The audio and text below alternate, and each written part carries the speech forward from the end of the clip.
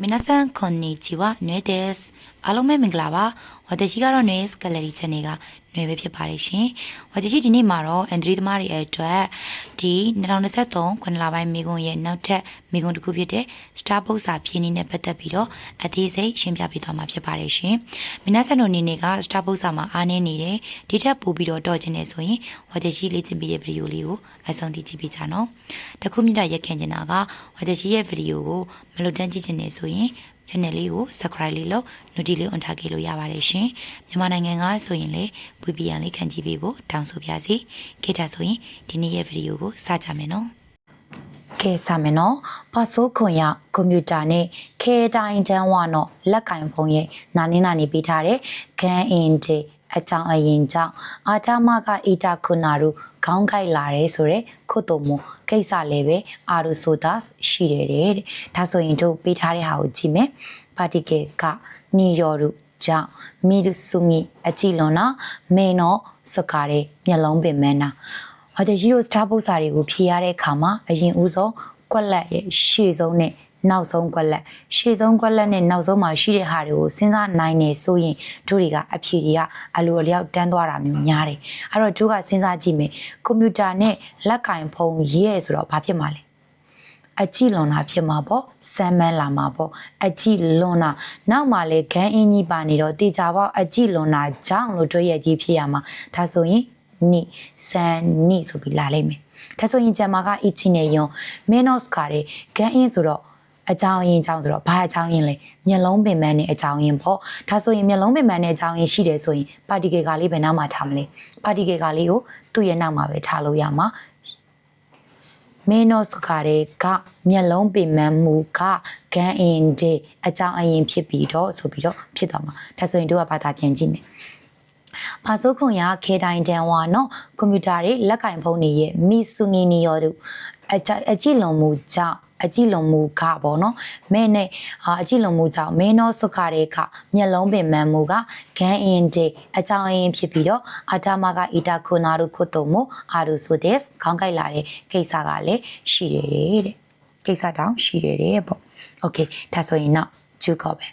ဝါတဲ့ရှိဝကိုရိုမိုနိုတိုကီကျွန်တော်ကကလေးဘဝတုန်းကပီယာနိုကိုနာရတဲ့အီတာကပီယာနိုကိုတင်ယူခဲ့ပေမဲ့လည်းပဲဆန်နန်ဒေ3နှစ်နဲ့ရှာမဲတဲ့ရှင်မတာရက်လိုက်မိရပေါ့နော်နန်ကအချိန်ချင်းနာနီကော်မာပေးထားတယ်နောက်မှာအီယာနီနတ်တဲ့ရှင်မတာနော်ဒါမနစ်မြို့တလို့ဖြစ်လာခဲ့တယ်မနစ်မြို့လာခဲ့တဲ့အတွက်ကြောင့်မလို့ပါတယ်နော်ဒါဆိုတော့ဒါဆိုရင်သူ3နှစ်နဲ့ရက်လိုက်ရတဲ့အကြောင်းရင်းကြီးကိုနောက်မှာရှင်းပြနေတာထုံးစံတိုင်းပဲတို့တွေကရှေ့ဆုံးကကွက်လက်နဲ့နောက်ဆုံးကကွက်လက်မှာရှိမယ့်ဟာကိုစဉ်းစားကြည့်မယ်။ဒီဘက်မှာပေးထားတာကဂျောဇူနီဟိခဲနိုင်တိခတ်တဲ့ခင်ကြီးကျွမ်းချင်းမတိခတ်နိုင်ဘူး။နောက်ရင်းရှုရှိတယ်မို့လေးချင်းရင်တောင်ဆဲမဲငါကြတော့နာကတော်ယုံတဲ့ယုံရိုးမဲငါကြတော့ဖြော့ခုကအတဲ့တီးသွားကရှိတာဒါဆိုရင်တို့ကစဉ်းစားကြည့်မယ်နင်းကိုင်းဆိုတော့အချိန်ချင်းဆိုရင်နောက်မှာပါလိုက်မလဲ range ရှိတယ်မို့ဖြစ်မှာပေါ့အဲ့တော့ပထမဦးဆုံးကွက်လက်မှာဒီနိဗ္ဗာန်နင်းကိုင်း range ရှိတယ်မို့အချိန်ချင်းလေးချင်းရင်တောင်မှဒါဆိုရင် channel 3လုံးနဲ့ကပါလိုက်မှာလဲတော်ယုံတန်ယုံဘာလို့တာလဲမတိခတ်နိုင်မှာပေါ့စမ်းနဲ့အချင်းနဲ့လိုက်မယ်နာကဂျောဇူနီဟီခေနိုင်တော်ယုံတန်ယုံကျွမ်းချင်းနဲ့တော်နဲ့ပေါ့ကွယ်တော်နဲ့ကျွမ်းချင်းမတိခတ်နိုင်နဲ့နောက်ကဘာပဲရှိတော့တာလဲဆိုရင်ခော့ခုကအတဲ့တီးသွားကရှိလို့အီယာနိနတ်တဲ့ရှင်မတာနော်ဒါမနှင်းမျိုးတလို့ဖြစ်လာခဲ့တယ်မကြိုက်လာခဲ့တယ်ပေါ့ဒါဆိုရင်တို့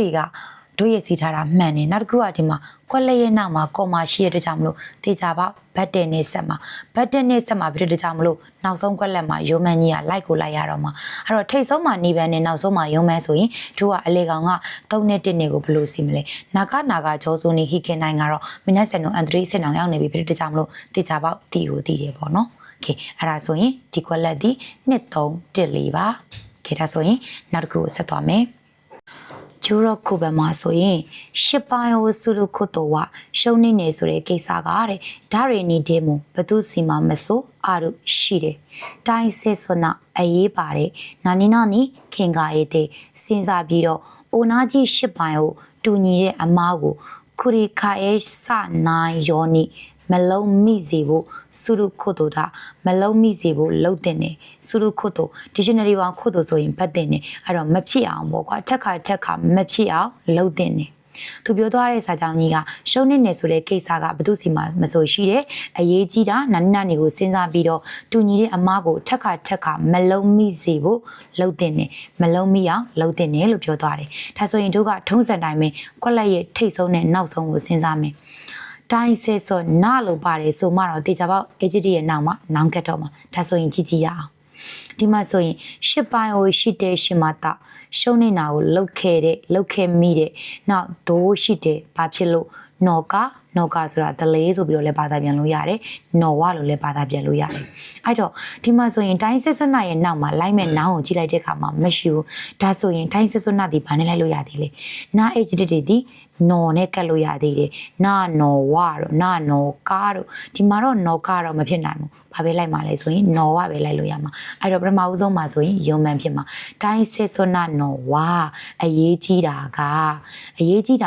နာနီနာနီကိုခင်ကားအဲ့တဲ့ဒါကိုစဉ်းစားမှာတဲ့ဘာကိုစဉ်းစားမှာလဲဆိုရင်ကြည့်ရအောင်ရှစ်ပိုင်းကိုရှစ်တဲ့ရှင်မတာရှုံးနေအောင်လုပ်ခဲ့မိတာကိုစဉ်းစားတာလားဒါမှမဟုတ်ရင်ဒိုးရှစ်တဲ့ဘာဖြစ်လို့လားတေချာတာကတော့ဘာဖြစ်လို့လဲမလိုက်ဘူးနော်ကာကတော့ဖြစ်နိုင်တယ်လို့ရှိတယ်ဒလဲကိုစဉ်းစားမှာဒါဆိုရင်တို့ကအရေးကြီးတာကတော့ဘာဖြစ်လို့ရှုံးနေခဲ့တယ်လဲဆိုတာဆိုပြီးဖြစ်မှာအဲ့တော့တို့ကနှိပန်းလာမယ်ဒိုးရှစ်တဲ့ဘာဖြစ်လို့ဒိုးရှတဲ့ဆိုမှတော့နော်ကတော့မလိုက်တော့ဘူးလေနော်အဲ့တော့ဒိုးရှတဲ့ရှစ်ပိုင်းကိုရှစ်တဲ့ရှင်မတာအကြည့်ပန်းလေ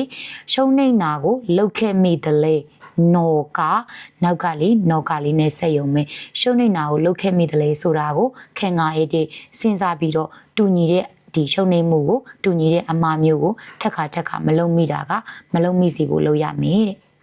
အဲ့တော့ဒီပြင်မှာဆိုရင်၄နှစ်တစ်တုံးဖြစ်ပါမယ်၄နှစ်တစ်တုံးမှာ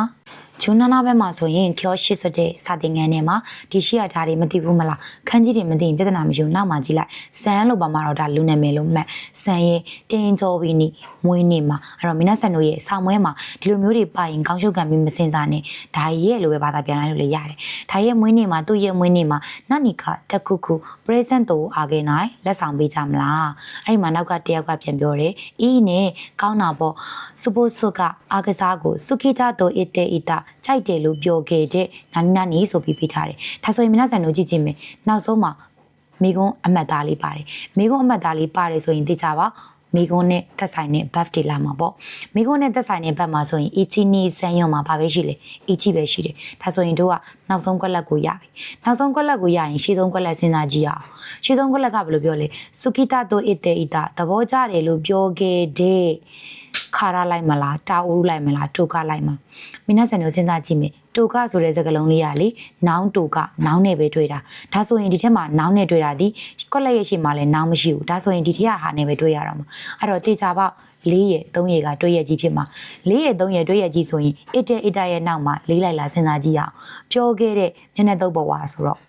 ့အာကစားကိုကြိုက်တယ်လို့ပြောခဲ့တဲ့မျက်နှာတုပ်ဘဝဆိုတာအဓိပ္ပာယ်ရှိလားမရှိဘူးဒါဆိုရင်အဖြစ်နိုင်ဆုံးကတော့နိဗ္ဗာန်ပဲရှိတော့တာနိဗ္ဗာန်ရှိမယ်ဆိုရင်တော့ကျန်တဲ့ကွက်လက်တွေကတေချာပေါက်၄နဲ့၃နဲ့တွေ့ရကြီးဖြစ်သွားပြီပေါ့အဲ့ဒါဆိုရင်ဘာသာပြန်ကြည့်မယ်အီနဲ့ကောင်းတာပေါ့စပိုးစကစကီတာတို့အတေအီတာအာကစားကိုသဘောကျတယ်လို့ပြောခဲ့တဲ့ခါရအတွက်ကြောင့်မလို့တာအိုးတို့ကဒီမျက်နှာတုပ်ဘဝလူတွေမျက်နှာတုပ်ဘဝတွေဘာတွေကအင်းကြနိုင်ကောင်းနေမလားဒီလိုမျိုးဖြစ်သွားမှာပေါ့နော်ကဲဒါဆိုရင်နောက်ဆုံးတစ်ပုဒ်ပဲကျန်တော့တယ်နောက်ဆုံးတစ်ပုဒ်ကတော့ဗာပေးထားလဲဆိုလို့ရှိရင်တဲ့ခိုးရန်ကင်ဆိုတာဟောပြောဝင်မှာဒီမှာဆိုရင်ဗာပေးထားလဲဆိုတော့ဒီခန်းကြီးလေးမသိဘူးမလားပြဿနာမရှိဘူးဒါကြီးကလူကြီးလို့မှတ်အဲ့တော့ဒါကဗာလဲဆိုလို့ရှိရင်တို့တွေကရှီကိုင်ရှာဆိုတာဒီ prisoner ကိုပြောတာ prisoner ကဟွန်ဂျီဆိုတာဒီနေ့လို့ပြောတာခေါ်နေအတူတူပဲဒီနေ့ကတိုရီနော့ညက်တီရဲ့နာနီမီရုခုတိုကဒေခီရုကြည်နိုင်နေဆိုတဲ့စာမဇာမနာဟီတိုနီဆိုရတဲ့အမျိုးမျိုးတော့စာမဇာမနာတိုရီနီဆိုရတဲ့အမျိုးမျိုးတော့ညက်တင်နဲ့ပတ်သက်ပြီးတော့ကြည်နိုင်တဲ့အမျိုးမျိုးတော့ညက်တင်နဲ့ပတ်သက်ပြီးတော့အိုဟာနာရှိကိုရှိတဲ့အီတရာကီမတ်ဘတ်တဲ့အီတရာကီမတ်ဒီဘတ်တာကိုလက်ခံရရှိတာစကားပြောတာကိုလက်ခံရရှိပါတယ်ဆိုတော့စကားပြောပါတယ်ပေါ့အဲ့လိုကပြောတယ်ပေါ့ကဲအဲ့တော့ကြည့်မယ်ဒီမှာဆိုရင်အကြည့်ပန်ကဆမ်မွန်ကတဲ့ဆမ်မွန်ကဆိုတာ major ပညာရှင်တစ်ခုခုရဲ့ပညာရှင်ပေါ့နော်နောက်တစ်ခုကကြတော့တိုကိုင်ဆိုတာမြို့ကြီးပြကြီးနောက် Ida Shadow ဆိုတာကဝတရှိတို့ဒီ N54 မှာတော့ကကြတော့ Ikimas တို့ Kimas တို့ Imas တို့ရဲ့ပို့လိုက်ပါပေါ့နော်ဒီမှာတော့အဲ့လိုမျိုးအထိပ္ပယ်နဲ့သုံးတာမျိုးမဟုတ်ဘူးနောက်တစ်မျိုးနဲ့သုံးနေအဲ့ဒါကိုသင်ရင်းနဲ့မှရှင်းမယ်နော်ဒီမှာဆိုရင်အရှိရယာမအောက်ကမိုတိုယာမမိုတိုဟာနာကိုဆန်စီဒါကြီးမသိဘူးမလားပြဿနာမရှိဘူးအဲ့ဒီဆန်စီလို့ဘာသာပြန်လိုက်ရပြီဒါဆိုရင်စဉ်းစားကြည့်အောင်ရှေ့ဆုံးနဲ့နောက်ဆုံးရဲ့ကွက်လက်ကိုစဉ်းစားမယ်ရှေ့ဆုံးရဲ့နောက်ဆုံးရဲ့ကွက်လက်ကိုစဉ်းစားမယ်ဆိုရင်တိုရီနော်ငှက်တွေရဲ့ဘာဖြစ်မှာလဲအောက်ကလေးခုဆမ်မွန်ကတဲ့ပေါ့ပညာရှင်ဖြစ်မှာပေါ့အီချီပန်ဖြစ်မှာပေါ့ဒါဆိုရင်ဆမ်မွန်ကတဲ့ရဲ့နောက်မှာဘာလိုက်လို့ရမလဲကြီးကြီးလိုက်တဲ့အခါမှာမင်းနဲ့ဆန်တို့နေနဲ့ဇဝေဇဝါဖြစ်ကောင်းဖြစ်နိုင်တယ်အဲ့တော့ဇဝေဇဝါဖြစ်ကောင်းဖြစ်နိုင်လို့ဝတ်တကြီးတို့မစဉ်းစားတော့ဘူးအဲ့တော့မီဒုခွတ်တို့ကဒေခီတို့ကြည်နိုင်တဲ့အမျိုးမျိုးသောငှက်တွေနဲ့ပတ်သက်ပြီးဆိုတော့သူ့ရဲ့ရှေ့မှာဘာလိုက်မလဲနေရာမှာကြည်နိုင်တဲ့အမျိုးမျိုးသောငှက်တွေနဲ့ပတ်သက်ပြီးလားဆရာစီမှာကြည်နိုင်တဲ့အမျိုးမျိုးသောကိစ္စတွေနဲ့ပတ်သက်ပြီးလားအေဒိုင်ရှာတို့ရှိတဲ့ကြည်နိုင်တွေကတော့လုံးဝမလိုက်နိုင်ဘူးဘာလို့လဲဆိုတော့ buff နှစ်ခုကထက်ချင်နေဆိုရင် mask ဖြုတ်ပြီးတော့ပဲတုံးမှာအဲ့တော့ salmon ကတော့ဘယ်လိုမှမဖြစ်နိုင်ဘူးဒါဆိုရင်ဘယ်လိုဖြစ်မှာလဲဆရာစီမှာကြည်နိုင်တဲ့အမျိုးမျိုးသောငှက်တွေနဲ့ပတ်သက်ပြီးတော့လို့တုံးမှာလားဒါမှမဟုတ်ရင်မြို့ကြီးပြကြီးမှာကြည်နိုင်တဲ့အမျိုးမျိုးသောငှက်တွေနဲ့ပတ်သက်ပြီးတော့လို့တုံးမှာလားဒါဆိုရင်တို့ကစဉ်းစားကြည့်မယ်အရင်ဦးဆုံးတို့ကမြို့ကြီးပြကြီးလို့ပဲထည့်လိုက်မယ်ဆရာစီကတော့မရှိဘူးပေါ့နော်မဖြစ်နိုင်တာများတယ်ဆိုတော့နှိဗံကိုအရင်ထည့်ကြည့်မယ်မြို့ကြီးပြကြီးမှာကြည့်နိုင်တဲ့အမျိုးမျိုးသောငှက်တွေနဲ့ပတ်သက်ပြီးတော့ဒါဆိုရင်အလေကောင်ကနှစ်ခုကဘာပဲရှိပါလဲစမ်းပန်းနဲ့ယွန်းပန်းနဲ့နှစ်ခုပဲရှိတာအဲ့တော့ဆမ်မန်နဲ့ယုံမန်နဲ့နှစ်ခုပဲရှိတာဆိုတော့ဆမ်မွန်ကဒဲဆိုတော့ဆမ်မွန်ကဒဲလေးရလေမနက်စံတို့ဒါလေးကိုမှတ်ထားပါဒဲအီဒိုင်ရှာရူဆိုတာကdas ရဲ့ပိုလိုက်ဖောင်ဒါလေးသိရင်ဒီမှာတန်းလို့ရတန်းပြီးတော့ပြောလို့ရတယ်ပေါ့နော်အဲ့တော့ဒီမှာဆိုရင်ဆမ်မွန်က